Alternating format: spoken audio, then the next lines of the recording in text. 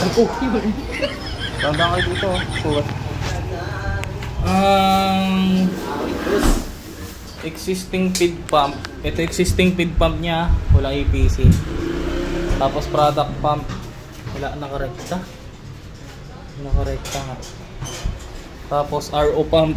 Tingnan yung RO pump ko. So,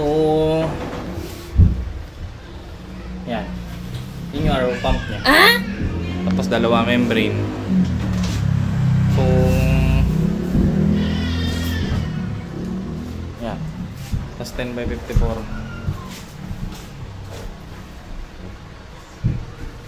Gagawin natin tong 13, Lee. Iusog na lang to dito para magkasya.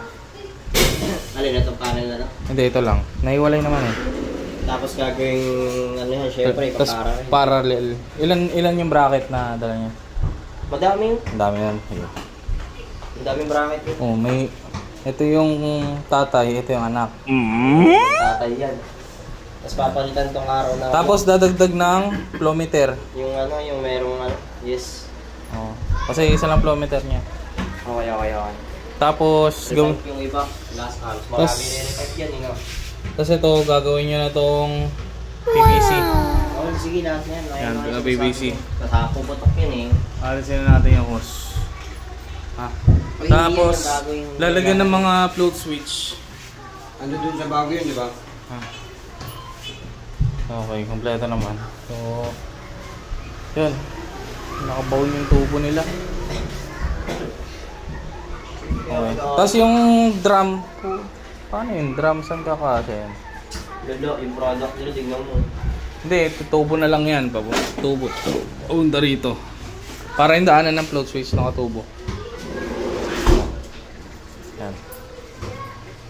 After upgrading, yung permate niya sagad. Concentrate, ilang GPM? 1.6 gallons per minute.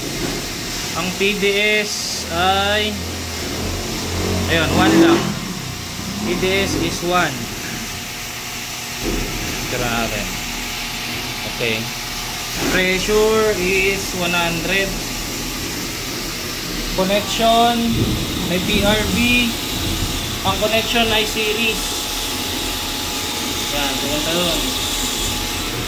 Tapos, dual membrane, series connection. Yan.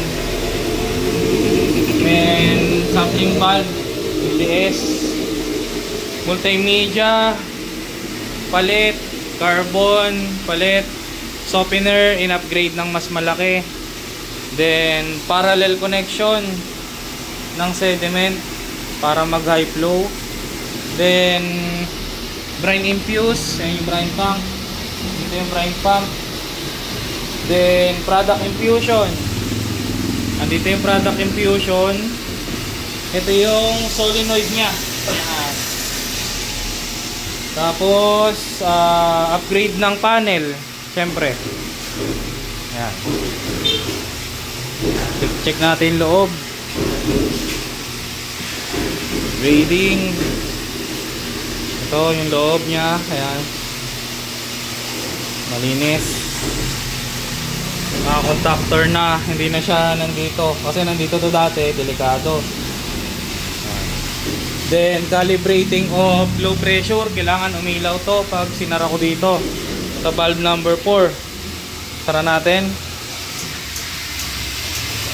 Ayun.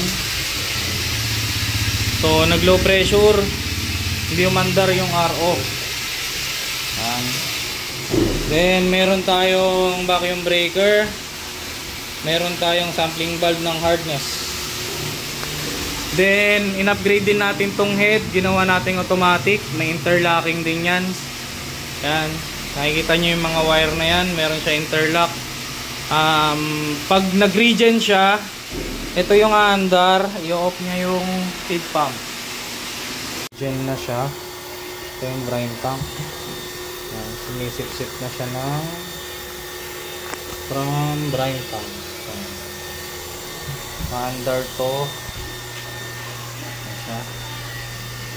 Then patay yung feed dahil naka-on ang softener regen.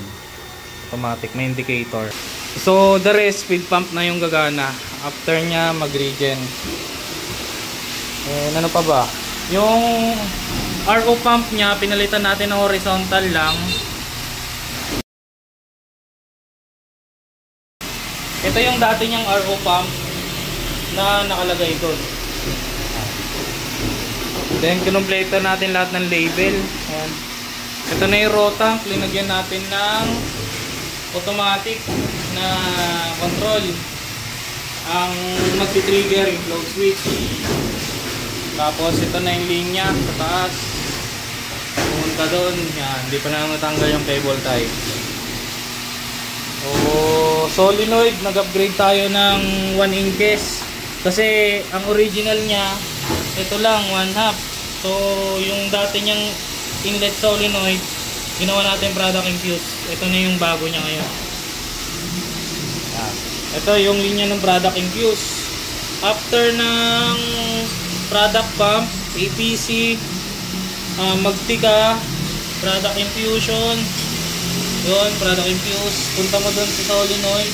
Kung walang solenoid, valve na lang, check valve, then pasok dito. Yan, pasok dyan, magtitika lang papunta dun sa membrane. PRB connection naman, yung sinasabi natin para makontrol mo yung pressure.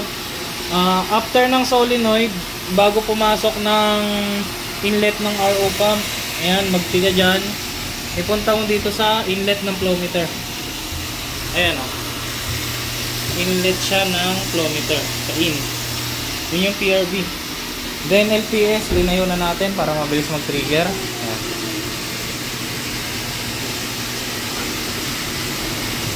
So upgrade dito sa Empire Hill Payatas.